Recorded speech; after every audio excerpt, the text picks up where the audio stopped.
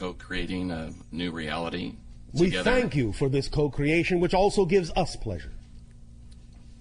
Excuse me, what I'd like to ask today is, I've been working on my core beliefs and getting in touch with a lot of beliefs that, quite frankly, I didn't even know were buried in there. It's Oh, all right. Well, congratulations on your discovery. very exciting. Yes. And As we have said, excitement, in a sense, is one of the things that will actually allow you, because it is a complete kit, organizing principle, and driving engine. If you act on your excitement, it will allow these things to come up, the things that are hidden, the things you have suppressed, the things you don't know about in your unconscious mind. It will allow them to bubble to the surface so that they can be dealt with, so that they can be integrated. So congratulations on allowing the idea of acting on your excitement to help you discover these things within you that can thus then expand your understanding of who and what you are.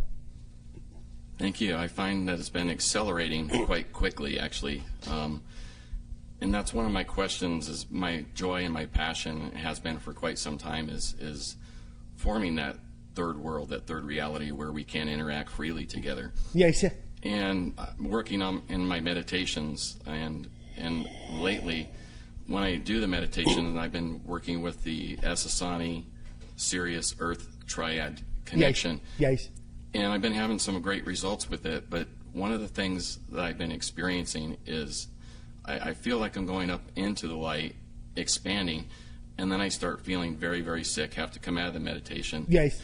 And these beliefs are coming up. I'm getting beliefs coming up, so I'm not sure if I have some belief about what I'm actually doing, or No. What you are experiencing, as we said, is that the excitement is lifting you up to a certain level of vibration where you're becoming more sensitive to the fact that you may have beliefs and vibrations within you that are out of alignment. And thus then you go back and you deal with them and integrate them so that you can then go higher. So that's simply your self-governing mechanism.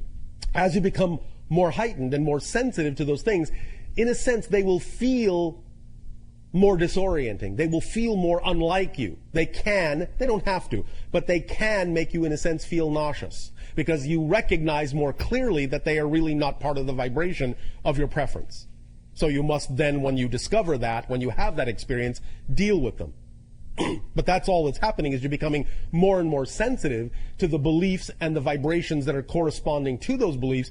You're becoming more sensitive to vibrations that are out of alignment with your true self as you heighten your frequency. Make sense? It does make sense. So as I work through these and change the definitions of the beliefs that I have, this feeling, this nauseous feeling, will go away. Yes. Okay. As you integrate them, there will no longer be an out of alignment frequency, and thus as you come into alignment, that will transform that experience, that sensation. Thank you, Bashar. Thank you.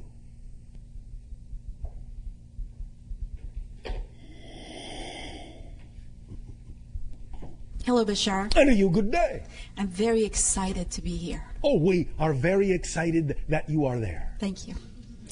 My question is, what is the best way to really get to the bottom of my negative belief, why my manifestation is not coming into fruition? I believe we have just discussed all of that. Is there a question I can ask myself? Is there a state I can put myself in? Question. What would I have to believe is true about myself and my relationship to this situation in order to be experiencing the emotion that I am, in order to be experiencing the fear that I have? What would I have to believe is true? What would I have to believe is true? Yes. Anytime you give yourself the opportunity to examine what your relationship actually is to the circumstance and situation and people in your life, and ask yourself the question in that way, and then be quiet and listen, you will eventually get an answer as to what the belief is that you would have to believe is true in order to be having the experience you are having. Okay. You see? Yes. Does that help you? Absolutely. May I ask one more question regarding what you were discussing? Yes. You were talking about step 1, intention, focus, concentration. Yes. After that, absolutely letting go and Yes. surrender. Yes. And where does the action that you talk about come in? Is that step 3? The idea is behaving as if. This, in that sense, goes hand in hand to some degree with surrender, because if you know for a fact that what you have focused on, what your passion represents, is your true reality, then from that moment forward in your surrender, you simply behave as if it is already real. You don't question it. You don't second guess it. You stay in the state of being that says, this is who I really am. This is really my reality. Now, do you understand? Yes. This doesn't mean that you contradict other beliefs you may still be holding on to. If you have contradictory beliefs, you have to go through the process of finding out what those are and clearing them out by integrating them. But if you understand truly that what you focused on is really representative of your highest passion, and then let it go, letting go still means you take the actions that, in a sense, demonstrate to your higher self, that show through behavior your higher self that you actually know it is doing its job, and that you can behave as if that reality is already real. And that's where the action comes in, to allow the invisible to become visible. Because as we said, you have to be, in thought, word, and deed, the vibration of that reality, or you won't be able to perceive it.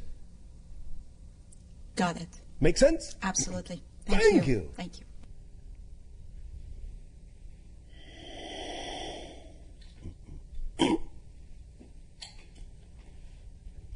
Greetings, Bashar. And a you good day.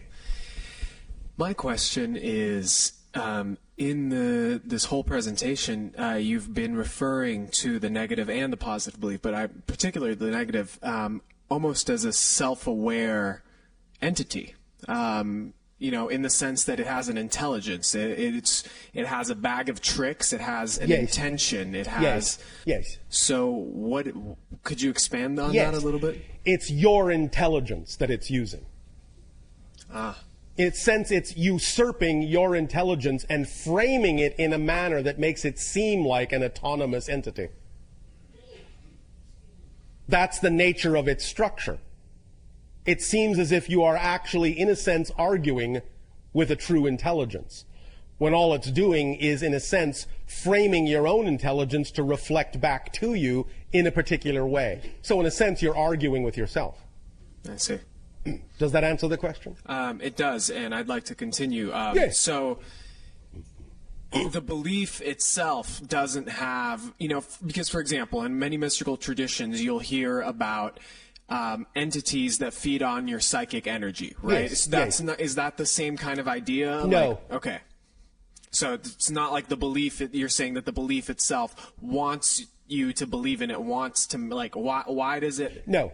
The belief is simply taking the form that it takes based on the strongest belief you are buying into, and so in a sense all you're doing is forming your intelligence in a frame of reference that is used to convince yourself of what you say you're buying into. It's simply a mirror, that's all it is. You have simply made the mirror in a form that reflects back to you what you are most strongly buying into, therefore revealing to yourself what the strongest belief is that you actually have. So in a sense, it could actually be a really great tool. Oh, absolutely. It is. It is a great if tool. you use it that way, which is what we are talking about, is how to use it as a tool instead of simply believing that it is something you have to succumb to and have no choice but to recreate. I see. Okay. Make Great. sense? Makes perfect sense. Thank you. Thank you.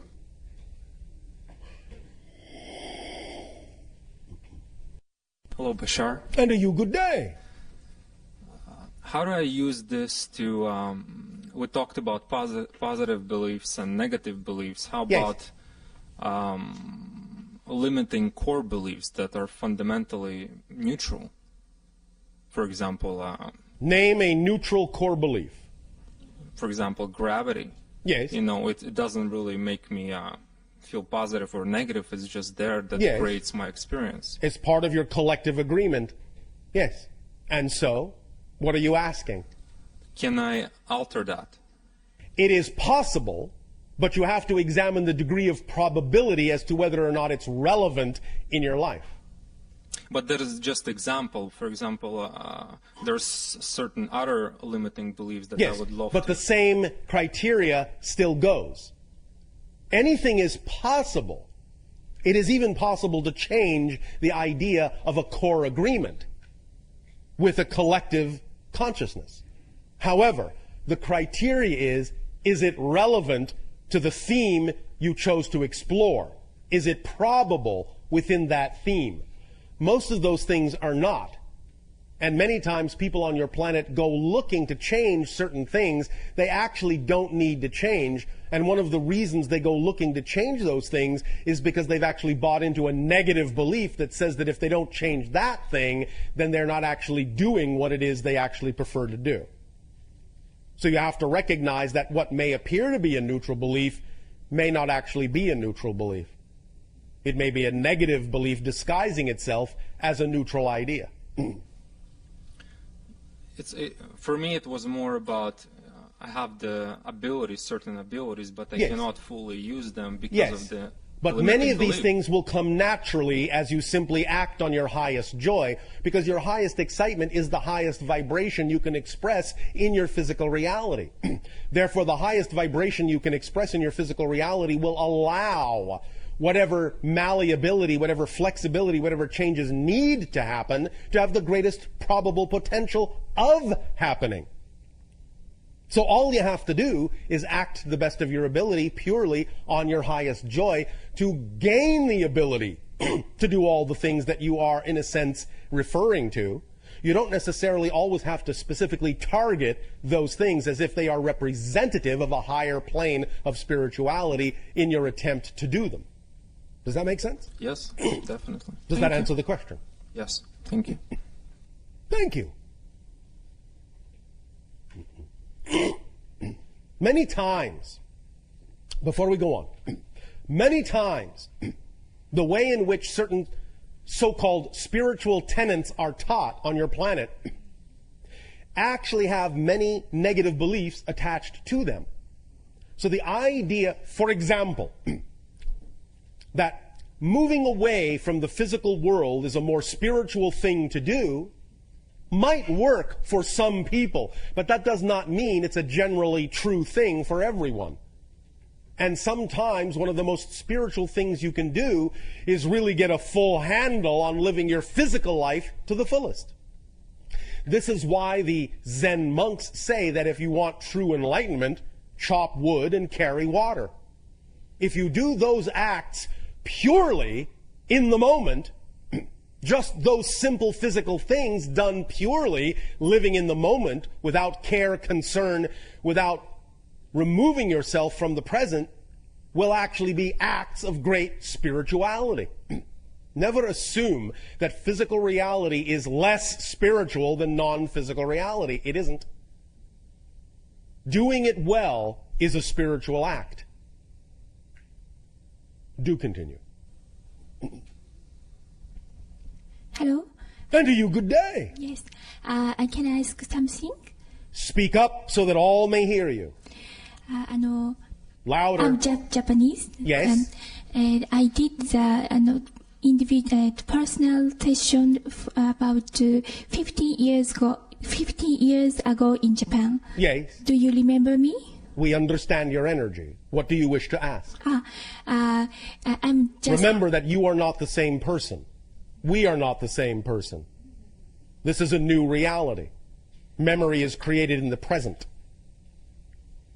All we need to know of you, we know of you now. Oh, this We do is. not need to remember who you were This to know means- who you are. All right? Yeah. I'm now housewife. Yes. And I cannot decide what I don't know what I'm going. I You don't really know want what to. excites you. Just sorry. Yeah. The Waku waku, ne? Yeah. Yeah. And how can I decide? All right. This is Thank you. good. Thank you. Arigatou gozaimashita. Understand, once again, when we talk about acting on your excitement, finding your excitement, All you have to do to start that process is keep it simple. Keep it simple. Every day, there are options that you can choose from. Yes? Of things to do. Yes? Yes? Yes. There are many options you have every day. All you have to do every day is look at what the options are that you can choose to do, that you can choose to act on, and just choose the one that's most exciting. Acting on your excitement doesn't mean it has to be the most exciting thing you will ever do in your life. It just means what's the most exciting thing you can do right now out of the things you are able to act on. So if you wake up in the morning and you say, all right, I am very excited about staying in bed. I am very excited about getting out of bed. I am very excited about going shopping, or I'm very excited about talking to a friend, or whatever it is, whatever the options are. I can do this today, I can do this today, I can do this today. Which one is more exciting? All you have to do at that moment is act on the one for that moment that's most exciting without any assumption that it's going to lead to anything specific. Just act on it to the best of your ability. Take it as far as you can.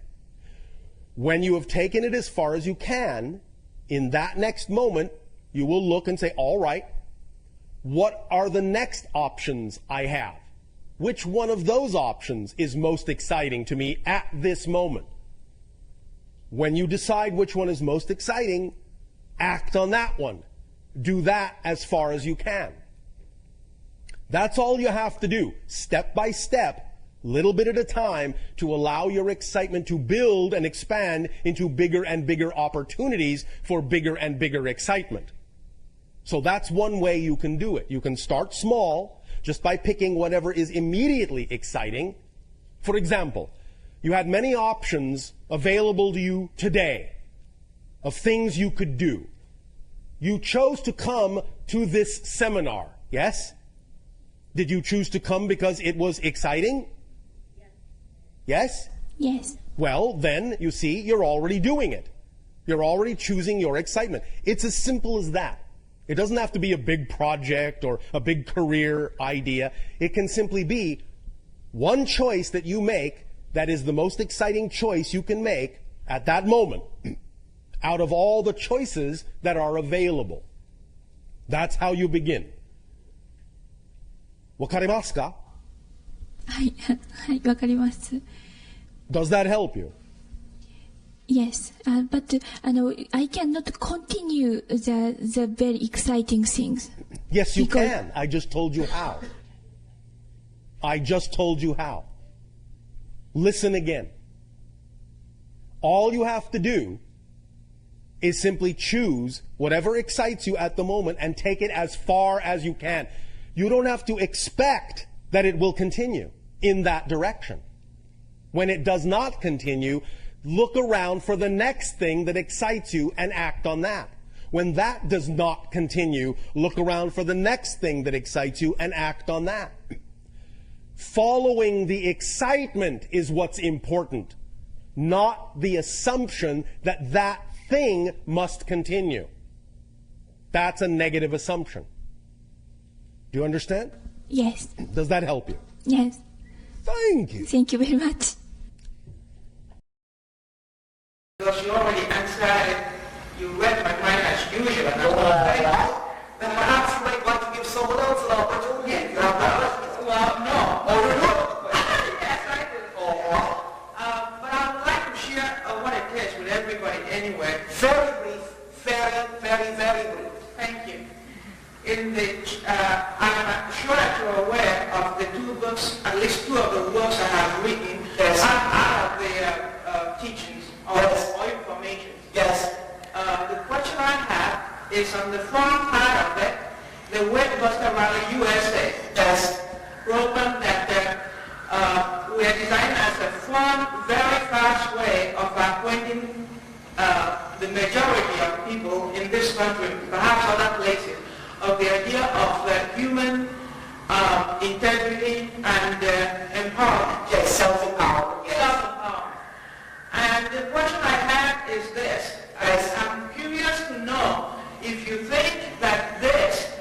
is an adequate vehicle to accomplish this in as short a time as possible? Or should I go back to the drawing board and pack up some more water?